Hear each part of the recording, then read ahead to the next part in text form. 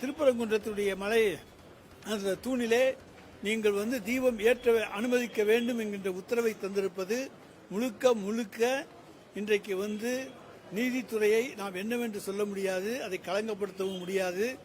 ஆனால் அது ஒரு சட்டத்துக்கு முரண்பாடான ஒரு செயல் என்கின்ற காரணத்தை அடிப்படையாக வைத்து நாங்கள் உச்ச நீதிமன்றத்திலே வழக்கு தொடர எங்களுக்கு முழு உரிமையும் உண்டு.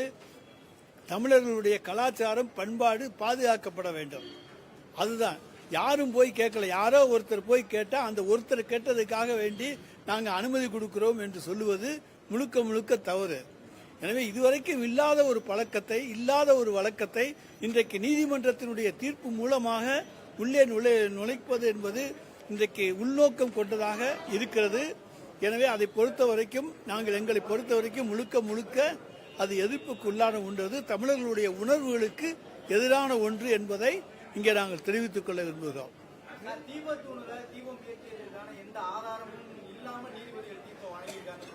எங்களுக்கு தெரிந்தவரை நீதிமன்றத்தில், அதாவது தீபத்தூரிலே தீபம் ஏற்றியதற்கான வரலாறு சான்று என்பது ஒரு 100 ஆண்டு காலத்துக்கு கிடையாது.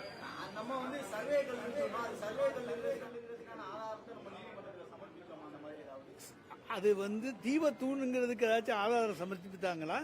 இல்லையே சார். சர்வேக்கள் அங்கே இருக்கப்பட்டது ஆங்கிலேயர் காலத்திலே அது நடப்பட்டது. மலை உச்சியிலே இருப்பதால் கொஞ்சம் உயரமான கல்லாக அது நடப்பட்டது என்று நாங்கள் சொல்லியிருக்கின்றோம்.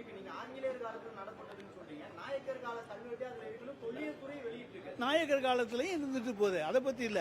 ஆனால் அங்கே தீபம் ஏற்றப்பட்டதுக்கு ஆதாரம் இருக்கிறதா?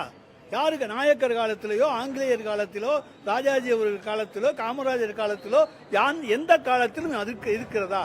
இல்லாத ஒன்றை இன்றைக்கு ஏன் நீதிமன்றம் புகுத்த வேண்டும் என்பதுதான் தமிழ்நாட்டு மக்களுடைய கேள்வி. உறுதி செஞ்சிருக்காங்க. இது எந்த விதமான ஆதாரங்களும் கிடையாது. தீபத்தூணிலே தீபம் ஏற்றியதற்கான சான்றுகள் கிடையாது. இதை தமிழ் மக்கள் ஏற்றுக்கொள்ள மாட்டார்கள். ஒரு சாரார் இன்றைக்கு இதிலே புகுந்து விளையாட பார்க்கிறார்கள். எனவே நாங்கள் அதை அனுமதிக்க கூடாது என்று உச்ச நீதிமன்றத்திலே வழக்கு தொடர்வதற்கு எங்களுக்கு முழு உரிமை உண்டு.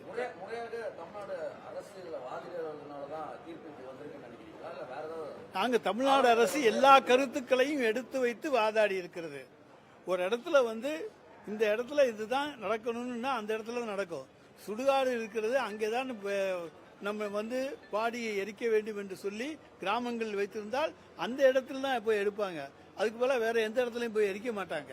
அது போல பழக்க வழக்கங்கள் தான். எனவே அந்த பழக்க வழக்கத்தை மாற்றாதீர்கள்.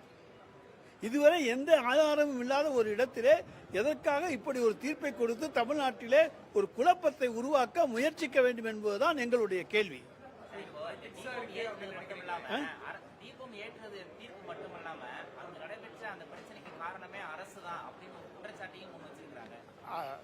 அரசாங்கத்தின் மீது எந்த குற்றச்சாட்டையும் சொல்லலாம். ஆனால் அன்றைக்கு அரசாங்கம் தடுக்காவிட்டால் அங்கே போய் தீபம் ஏற்ற வேண்டிய சூழ்நிலை ஏற்பட்டிருக்கும். எனவேதான் இன்றைக்கு மாவட்ட ஆட்சித்தலைவர், அங்கே இருக்கக்கூடிய காவல்துறை தலைவர் போன்றவர்கள் எல்லாம் சரியான நேரத்திலே 144 தடை உத்தரவு போட்டு அதன் அடிப்படையிலே யாரும் மலை உச்சிக்கு செல்லாமல் பாதுகாத்தார்கள். எனவே அந்த பாதுகாக்கின்ற உரிமை அரசுக்கு உண்டு. எனவே இதை அன்றைக்கு விட்டிருந்தால் அது தொடர்ந்து அது பழக்கமாக வந்திருக்கும். எனவே அது அந்த பழக்கம் வரக்கூடாது. இல்லாத ஒரு பழக்கத்தை புகுத்தாதீர்கள் என்பதுதான் எங்களுடைய கோரிக்கை.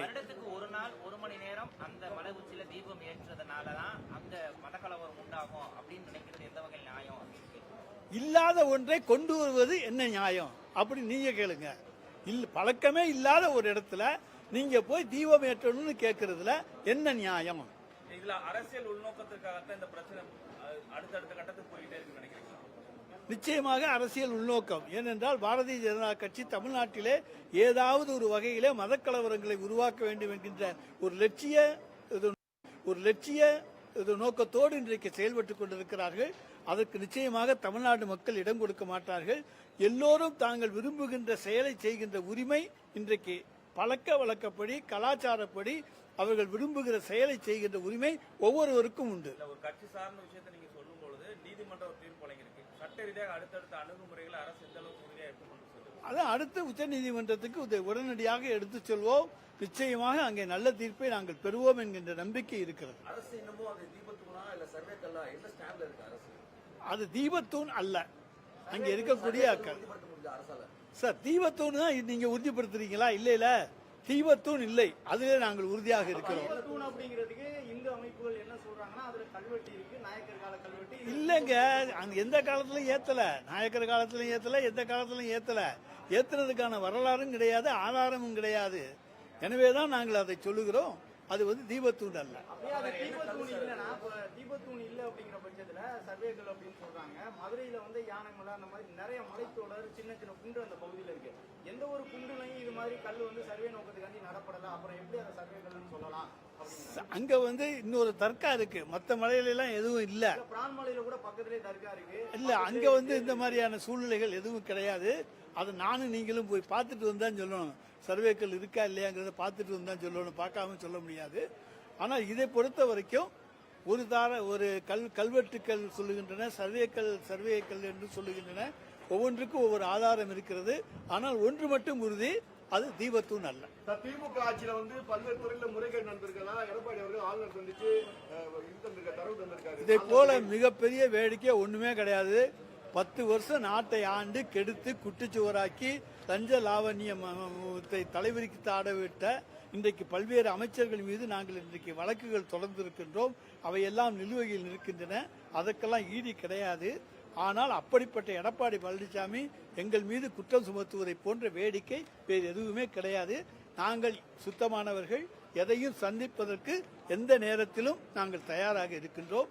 எந்த வழக்காக இருந்தாலும், எந்த இடி சோதனையாக இருந்தாலும், ஐடி சோதனையாக இருந்தாலும் சந்திப்பதற்கு தயாராக இருக்கு. சார், இந்த 158 நாட்களா தூய்மை பணியாளர்கள் போராட்டம் நடத்துறாங்க. திமுகவுடைய தேர்தல் வாக்குறுதியை நிறைவேற்றுங்க, ஒப்பந்த பணியாளர் கொடுங்க, 5 மாசமா வேலை இல்லாம கஷ்டப்படுறோன்னு இந்த அரசு இந்த விளிம்பு நிலை மக்களை கண்டுக்கலையா அப்படின்ற கேள்வியெல்லாம் கேட்கறாங்க. அவங்களுக்கு என்ன சார்? விளிம்பு நிலை மக்களுக்கும் தெளிவான தீர்ப்புகளை எங்களுடைய அரசு நிச்சயமாக உருவாக்கி தரும்.